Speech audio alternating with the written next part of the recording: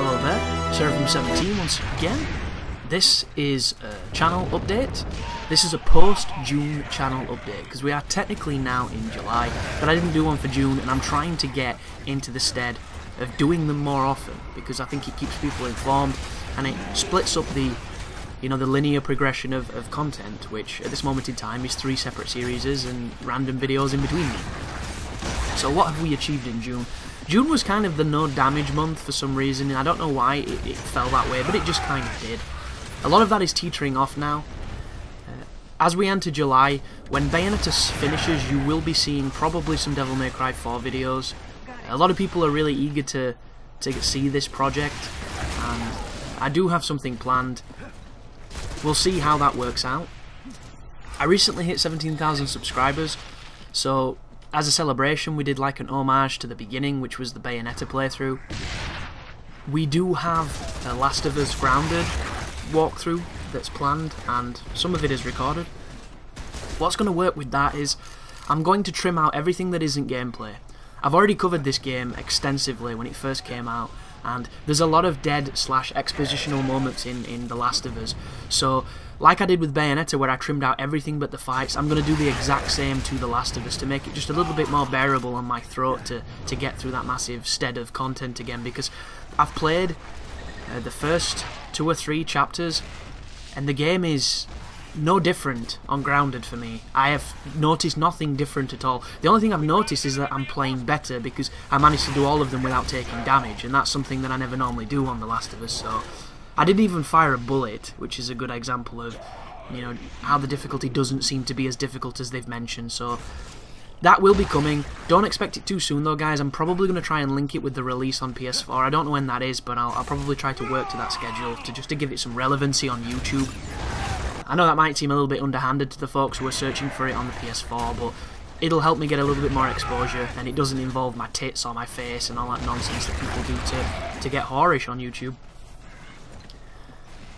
But Anarchy Reigns is going to be featuring. I'll probably be doing a ton of boss videos. I don't know if I'm going to do a walkthrough because the campaign structure on that game is fucking horrendous. It's such a fun game, but the campaign is drunk at times and majestic at others. It's really strange. I'll probably cover it in some medium, but I'm not too sure how yet. And I'm going to actually have to rest my right hand, believe it or not. We all thought it would be due to masturbatory reasons, but it's not. I've just come off the backs of a really arduous Bayonetta playthrough, which the right trigger is all you press on that game to stay alive. Then after that I went on to recording Devil May Cry 4, where I'm constantly holding that trigger to charge my gun. And then after that I went on to Anarchy Reigns, where you're constantly holding the right trigger to block. So after about 2 weeks of holding and pressing the right trigger more than I normally do in games, I think I've kind of strained my hand, and I don't want to get repetitive strain injury or carpal tunnel or premature arthritis or mild hand cancer or whatever. I don't want to push anything more than I have right now, because these are my tools of my trade, and sometimes you've got to rest them, which is fine because there's a shit ton of stuff I have to do that doesn't involve playing games.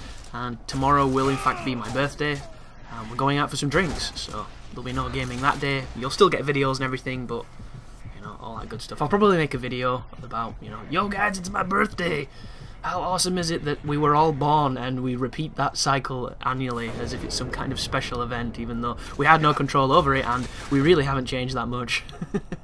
That's incredibly pessimistic, I do apologise. But channel wise, there's going to be some Dark Souls. You've already seen some of it. The stuff right now is a little uninspired. I do apologise for that, but it's taken from the last stints I did with the game. One of them was a practice session using a cookie cutter build. The other one was, getting scales using an even more cookie cutter build. And then we have something a little bit more special, but it's pretty brutal watching. So Dark Souls 2 is in the pipeline, and of course there will be more boss analyses and all that good stuff. There are some Balls Deep plans, there are some Master Races planned. I've been reaching out to some developers, unsuccessfully thanks to my phrasing, but hopefully we'll get something from that to be able to cover something more interesting. And then the next game, you're probably wondering what it's going to be. Chances are it will be Destiny, but if I'm completely honest guys, I'm not that excited for that game. I've watched a lot of the alpha footage for it. It just kind of looks like Borderlands, and The things I didn't like about Borderlands seem to be present in Destiny, so I'm hoping my opinion changes and I hope the game wins me over, and I'm hoping it has a campaign that is worth guiding, because if it doesn't, you know, what's the fucking point? Borderlands is one of those games where anybody can beat it because there's no penalty for death. You know, it's pointless to make a guide for that, in my opinion. But then after that, it's October, and October is jam-packed with things, so we have, you know, quite a big stead before we get any real releases, so I'm definitely looking into covering more emulator titles and doing some more, you know, nostalgia throwback projects. I'm keeping it open to see what we can do. And yeah, that's pretty much it, guys. So thank you very much for listening. Thank you for sticking with the channel. Thank you for understanding that the hyperbolic Hitler reference was in fact a joke. Because some people, Jesus Christ, you know, my brain doesn't compute that you can be with this channel this long, hear me say so many ridiculous things, and then suddenly not realise that one of them was a joke like all the rest. That is baffling. But I have the best subscribers in the world, and some really sharp ones too, because there was only a handful of comments that were even remotely calling that little quip I mentioned inappropriate, which this channel is inappropriate. It's the fucking point, you know? It's just daft, and that's the way I like it. So yeah, thank you for watching. You take care now.